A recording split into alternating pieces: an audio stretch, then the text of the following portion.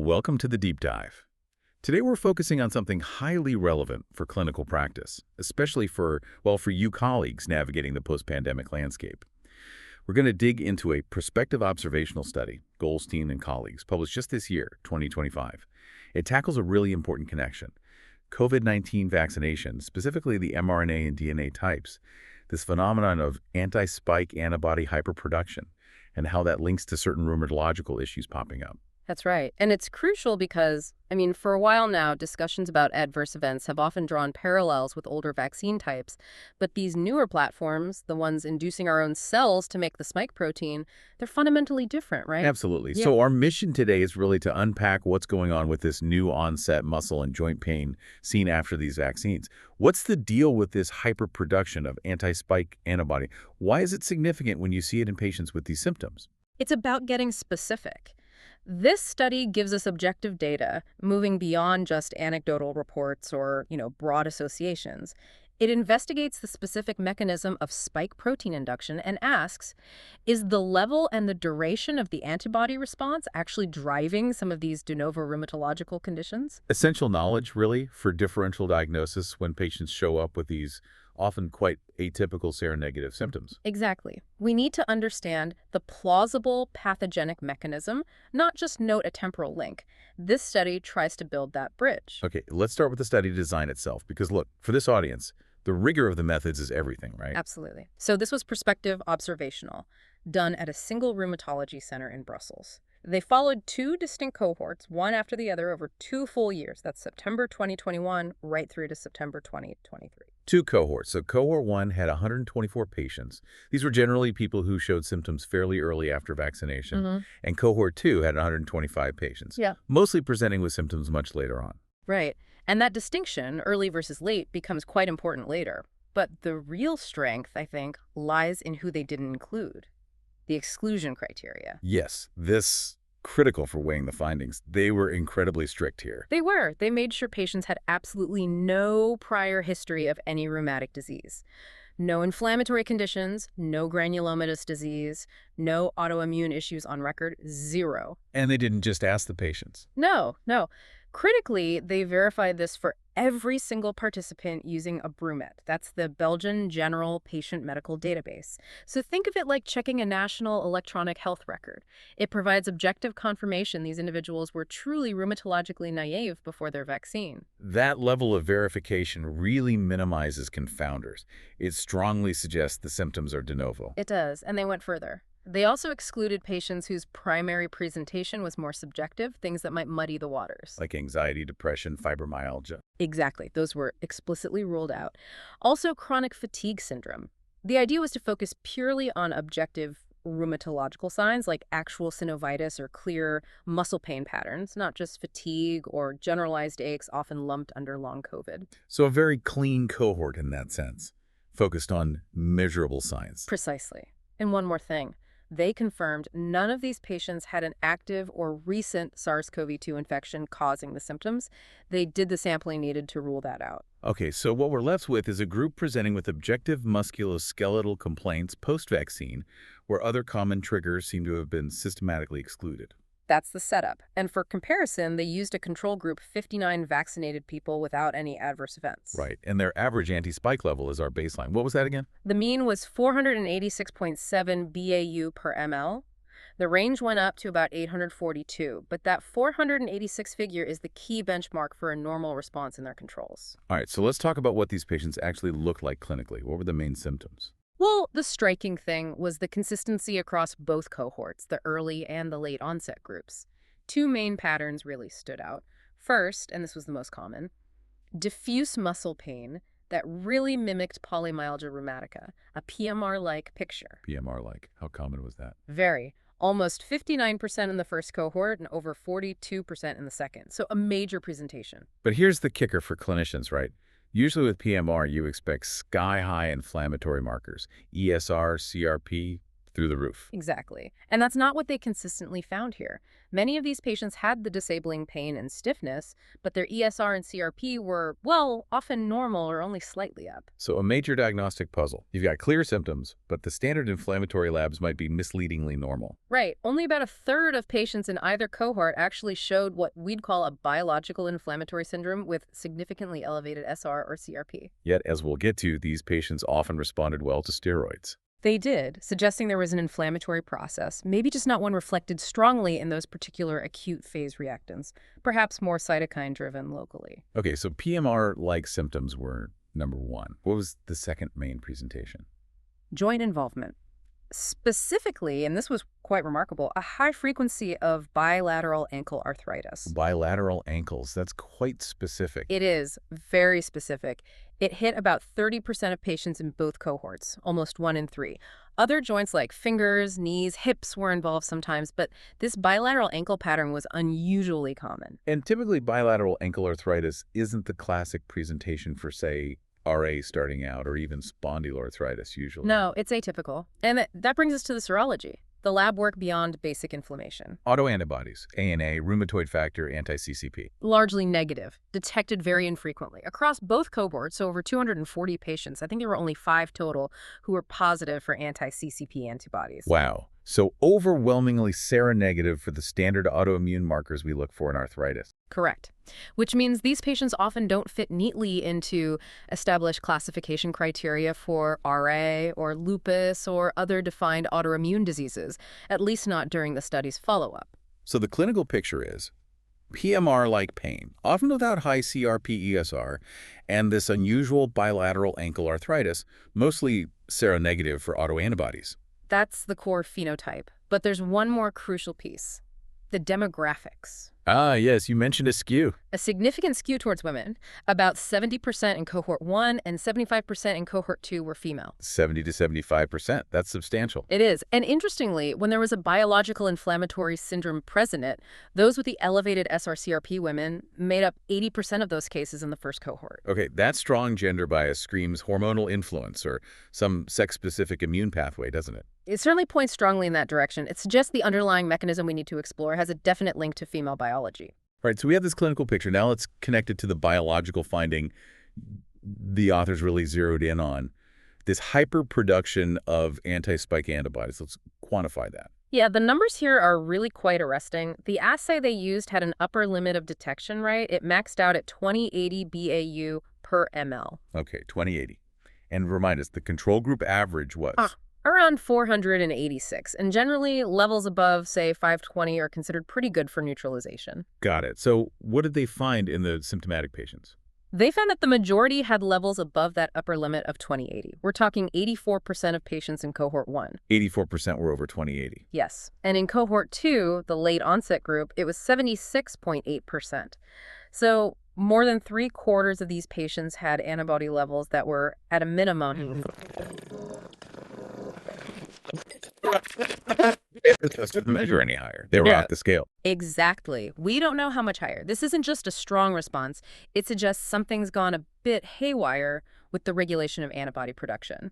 The off switch might be faulty. And maybe even more concerning than just the high level is the persistence of these antibodies. That's the other critical piece. Normally, you expect IgG levels to wane, right? After infection or vaccination, they should gradually drop off over, say, 5 or 6 months. That's the standard kinetics we base booster schedules on, partly. Right. But this study documents these high levels sticking around for much longer. They found high or very high levels persisting at 8 months, 13 months. 13 months. And even up to 25 months post-vaccine in some of the detailed case reports. This isn't just a blip. It points towards a chronic immunological stimulation or dysregulation. The immune system seems stuck in high gear, churning out these antibodies long after you'd expect. Precisely. Let's look at their case one. It illustrates this perfectly. A 71-year-old woman, classic bilateral ankle synovitis. Okay. Symptoms started just 15 days after her 3rd Pfizer dose. Pretty quick onset. Right. 8 months later, her anti-spike level. Already maxed out, over 2080. She got better with low-dose methylprednisolone initially. As you mentioned earlier, the steroid response. Yes. But here's the crucial part. When they tried to taper the steroids off, her symptoms came back. She relapsed. Okay, so the inflammation wasn't fully resolved.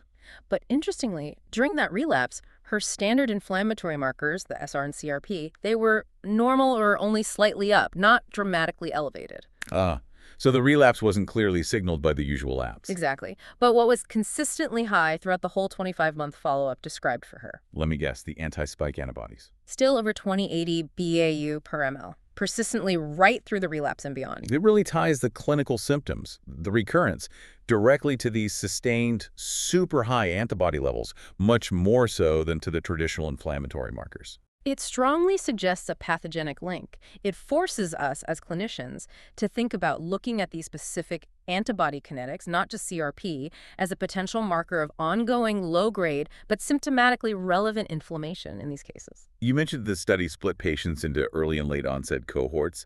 Let's unpack that timing difference, because that's key for history taking, isn't it? Absolutely. The timing tells potentially different stories about the underlying immune reaction. Cohort 1 was the early onset group. Symptoms popped up fast, on average about 12.5 days after the first dose, 12 days, okay. or around 20 days after the second dose, so Yeah. very rapid. Suggests more of an immediate hypersensitivity or, a quick inflammatory reaction to that initial antigen exposure. Makes sense. What about cohort 2, the late onset group? Completely different timeline. Here, symptoms emerged months later. The average minimum delay was somewhere between 113 and 126 days after the second, third, or even fourth dose. So 4 months or more, potentially much longer. Potentially much longer. This means, clinically, if someone comes into your office 15, 18 months after their last booster with new ankle pain, you can't just dismiss the vaccine history based on that long time gap anymore. This study suggests late onset reactions are a real phenomenon. That's a paradigm shift for thinking about vaccine adverse event timelines. It really is. And they drilled down specifically on those bilateral ankle arthritis cases to highlight this difference even more starkly. Okay, what did they find there? In the early onset ankle arthritis group, the average delay was just 0.44 months, so about 2 weeks. Very quick. Consistent with the overall early cohort. Yes, but in the late onset ankle arthritis group, the average delay was a massive 17 months. 17 months. From vaccine dose to ankle arthritis onset on average. On average, in that specific late onset subgroup, the difference is huge. It really implies fundamentally different mechanisms or triggers unfolding over time. And did they find any link to the number of vaccine doses? Yes, and this is really interesting. They looked at the total number of doses received in those ankle arthritis subgroups. The late onset group had received significantly more doses overall, about 47 total doses across those patients, mostly RNA vaccines, but some DNA too. Compared to the early onset group. Compared to only 25 total doses in the early onset ankle arthritis group. Okay, so more doses correlated with that much later onset. It suggests a possible cumulative effect. Maybe the initial doses are handled okay, but repeated boosting pushes the immune system past some threshold, leading to this delayed, perhaps evolving reaction months down the line. A dose-dependent latency almost. Could be. And importantly, this wasn't just random observation. The clinical and biological features were highly consistent between the cohorts. How do they measure that consistency? They used the Pearson correlation coefficient. It was really high, 0.95, comparing the main cohort 1 and cohort 2 features. Wow, 0.95 is near perfect correlation. Very strong. And even comparing the specific early versus late ankle arthritis groups, the correlation was still 0.91. So the clinical syndrome, whether it appeared early or late, was remarkably similar in its characteristics, including the antibody profile. Exactly. Which gives us confidence that we're looking at a coherent entity, not just scattered, unrelated events. And this consistency, along with the temporality, the dose effect, it starts to tick boxes for the Bradford-Hill criteria for causation. Right, strengthening the argument that the link is plausible biologically. Making it much harder to dismiss as mere coincidence. Okay, we've got the clinical picture, the antibody signature, the timing differences. Now, the big question, why is this happening? What's the proposed mechanism? Well, the central idea put forward is that these symptoms are driven by, 1, an inappropriate immune response, and 2, possibly the overproduction or persistence of the spike protein itself within the body. The spike protein isn't just triggering antibodies, it might be doing other things too. It seems plausible. We know the spike protein binds to the ACE2 receptor. That's its main job for viral entry. But it's a bit promiscuous, molecularly speaking. Meaning it binds to other things. Yes. It's been shown to bind to toll-like receptors 2 and 4.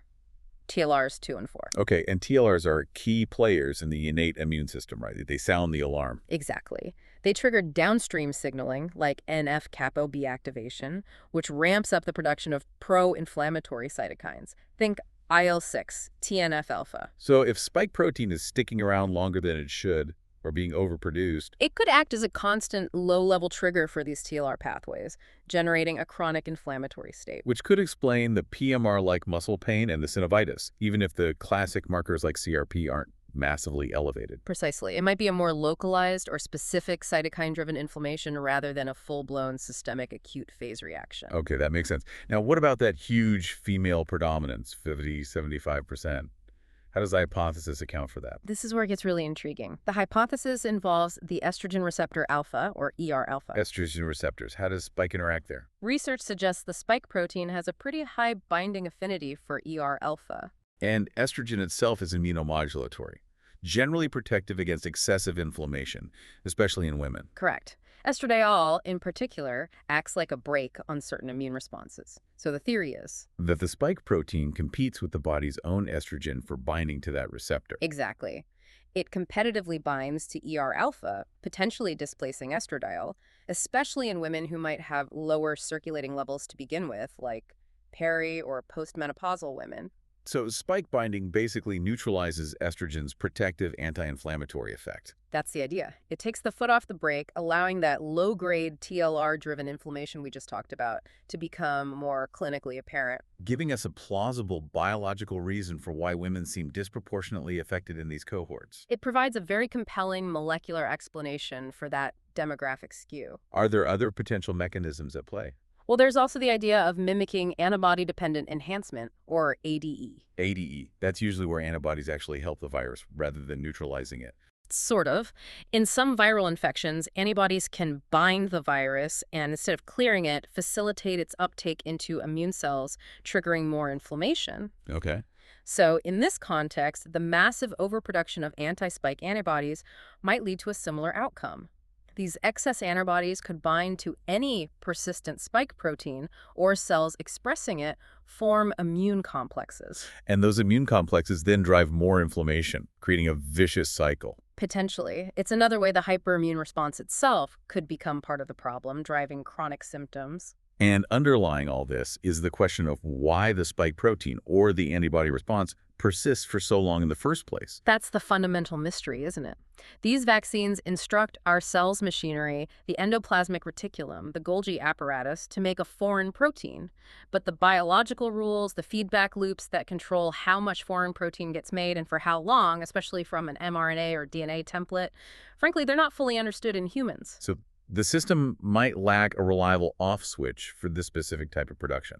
It seems possible in some individuals. The fact that we see these antibody levels sky high for 18, 25 months suggests something is failing to terminate the process, either the protein production itself or the immune system's response to it. Is there any direct evidence that the vaccine's genetic material or the spike protein itself can stick around long term? The authors do mention some supporting in vitro work, studies in lab cultures showing, for instance, integration of RNA spike sequences into human cells. In vitro, okay. Needs caution translating that to humans in vivo. Absolutely. Huge caution. But it adds a layer of plausibility to the idea that in some people, the antigen source might not be cleared as quickly or completely as initially assumed, providing that fuel for the chronic immune response. Okay, let's pull this all together for the clinician listening. What are the practical takeaways for differential diagnosis and managing these patients? I think the single most important point for diagnosis is recognizing the seronegative nature of these presentations so often. As we discussed, standard autoantibodies, ANA, RF, CCP are usually negative. The symptoms don't neatly fit established criteria for RA or lupus. So if you rely only on those standard tests, you're likely to miss this potential diagnosis. You are. You might end up calling it nonspecific arthralgia or myalgia, maybe fibromyalgia if you're not careful, and miss the underlying inflammatory driver. So the clinical message is, if you see new-onset PMR-like symptoms, or especially this bilateral ankle arthritis, in someone with no prior rheumatic history, particularly a woman, And their standard workup is negative. you absolutely must consider a post-COVID vaccine phenomenon as part of your differential. the vaccination history becomes a critical piece of data. And while testing anti-spike antibody levels isn't routine for this indication yet, finding those extremely high persistent levels, 2080, provides strong supportive evidence. It acts like an immunological biomarker for this specific process. Okay, so recognizing it is key. What about managing it? Did the study offer insights into treatment? Yes, and encouragingly, the management described seemed quite effective for many. They found a favorable response to low-dose corticosteroids. Low dose, you said. Yes, specifically methylprednisolone. They documented good responses in a majority of the polymyalgia patients, about 65 out of 73 in cohort 1, 35 out of 53 in cohort 2. What was the typical dose? They often started low, around 8 milligrams per day, and then quickly tapered down to 4 milligrams per day maintenance if possible. So not the high doses you sometimes need for classic PMR initially. Often not. And the fact that patients responded well to these low doses kind of serves two purposes. It's therapeutic, obviously, but it also acts almost like a diagnostic confirmation. It shows there is a steroid-responsive inflammatory process happening, even if the CRP is normal. That's a useful clinical pearl. Were there any other related findings we should be aware of? Yes, there was an interesting connection drawn to sarcoidosis. Sarcoidosis, how did that come up? Yeah, They excluded those patients from the main cohorts, right? they did. But they separately noted that patients who presented with either new-onset sarcoidosis or a flare of existing sarcoidosis after vaccination Okay. often presented with that same specific pattern of bilateral ankle arthritis. And crucially, these sarcoidosis patients also showed elevated anti-spike antibody levels. Interesting. So the same clinical sign, ankle arthritis, and the same biomarker, high anti-spike, turning up in a different but still inflammatory post-vaccine context. Exactly. It reinforces the idea that the spike protein, maybe via those TLR interactions or other pathways, might be acting as a potent, fairly non-specific inflammatory trigger in individuals who are susceptible. Potentially triggering different types of inflammation, PMR like synovitis, maybe even granulomatous inflammation like sarcoidosis, depending on the person's genetic background or immune predisposition. That seems to be the implication. It strengthens the overall hypothesis about the spike protein's intrinsic pro-inflammatory potential. So wrapping up the study's impact, I think the authors make a strong case.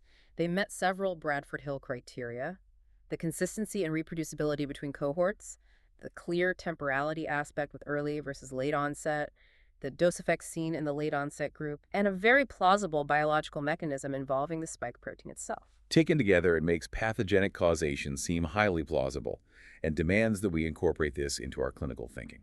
Hashtag outro. All right, so as you head back to your clinic, the core message to take away from this deep dive is really this.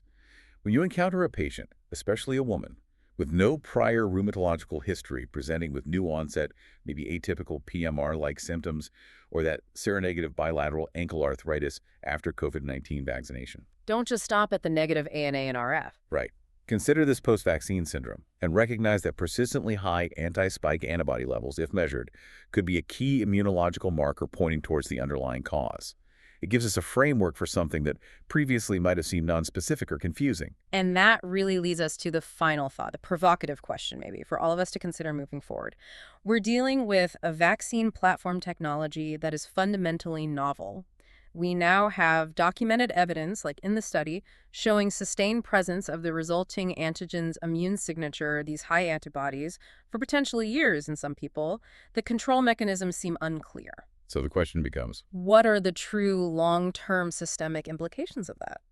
If spike protein production or presentation isn't reliably switched off in everyone, what does that mean for chronic inflammation beyond the joints and muscles? Could there be impacts on, say, cardiovascular health, neurological systems down the line? we don't have the answers yet. We don't. We absolutely need more research, carefully controlled, prospective studies to really understand the long-term effects and the full risk-benefit equation, especially with repeated exposures through boosters.